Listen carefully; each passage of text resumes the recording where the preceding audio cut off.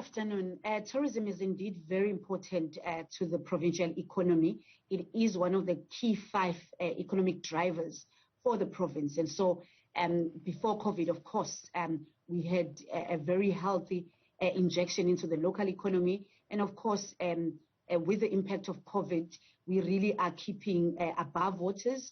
But I'm happy to say, if you really look at the 2020 performance, KwaZulu-Natal was able to project, or rather to record, the highest occupancy rates in the country. And of course, we are on the road to recovery. And talking about occupancy rates, we see here between the 8th of July and the 17th of July, the occupancy rate was just 19%, and that's a total loss of 31%. How are you going to recover from that?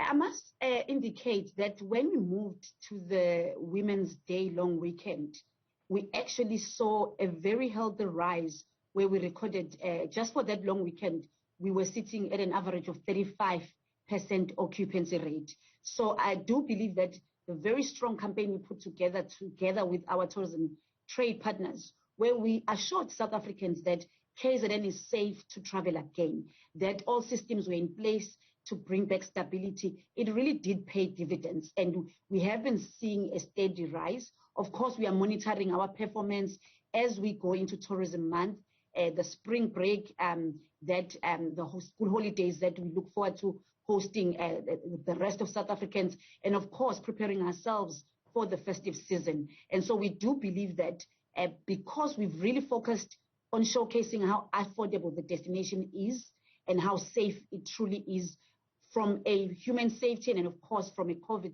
safety in terms of the protocols being complied to, we are very confident that we will be seeing a very steady and healthy rise to our numbers. And as you know, safety, it tends to be one of the chief aspects for travelers and tourists. How did the riots that took place in July affect, I guess, public perception of KwaZulu-Natal, as well as the impact, perhaps, if you could talk about the impact as well, of the damage that has been done to infrastructure and loss of tourism feet in the province? What we really, when we were doing a survey of the impact on the tourism sector in particular, so whereas there were not a lot of businesses who were destroyed, apart from a few restaurants that were in malls that did get destroyed during the social unrest, the real impact was on our bookings, where you were seeing cancellations, where you were seeing postponements.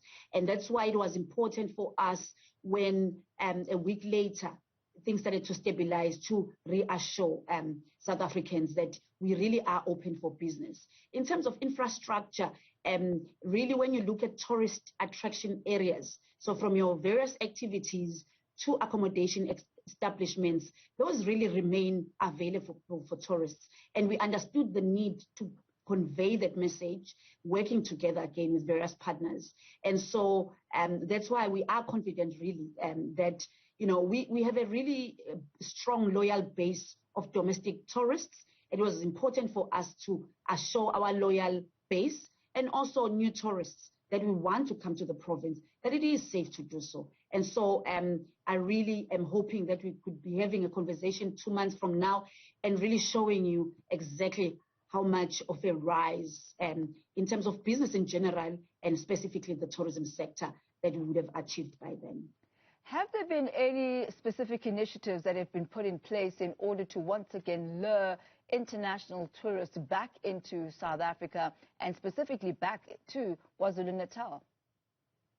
Yes, so we work closely with South African Tourism and the Tourism Business Council of South Africa, and we have a global advocacy program that we will be rolling out on a much more enhanced level. We have other organizations that have been really driving a campaign, especially in the UK, such as SATSA, to get us off the red list, not just in the UK, but our key source markets. And so that work continues. Of course, we are very thrilled that some of the airlines are starting to reopen their routes into the country and into Durban in particular, KZN via Durban as our gateway, such as Emirates. We do have campaigns that are lined up. We'll go to Dubai Expo in December, where really the focus is on tourism, and the global focus is the various destinations showing themselves why tourists should be coming to their destinations. And we do, as Team South Africa, aim to really put our best foot forward in terms of convincing the world to come back to South Africa and, of course, to our province. And that's just one of the platforms that we'll be rolling out for the rest of the year. You mentioned, Ms. Makwakwa, the importance of the domestic market as well. Now, spring has sprung. We are now officially into September and also officially into Tourism Month. Anything special for local domestic tourists?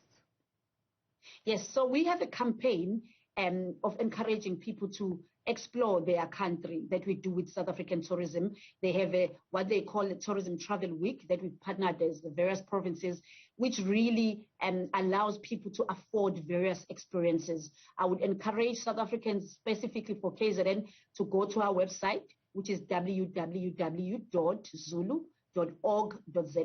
where we have amazing specials right across the province. And it really is offerings for everyone, whether you are a group of friends wanting to do a weekend getaway, or you are a family really want to spend special time, or a couple wanting to have a romantic break. We have everything for everyone to explore during Tourism Month all around our beautiful province. And we really encourage that, you know, a lot of South Africans, when they think of KZN, they think of Durban, they think of the coastline. There is so much more to explore inland, your Drakensberg, and other areas of the province. And really, it is very affordable.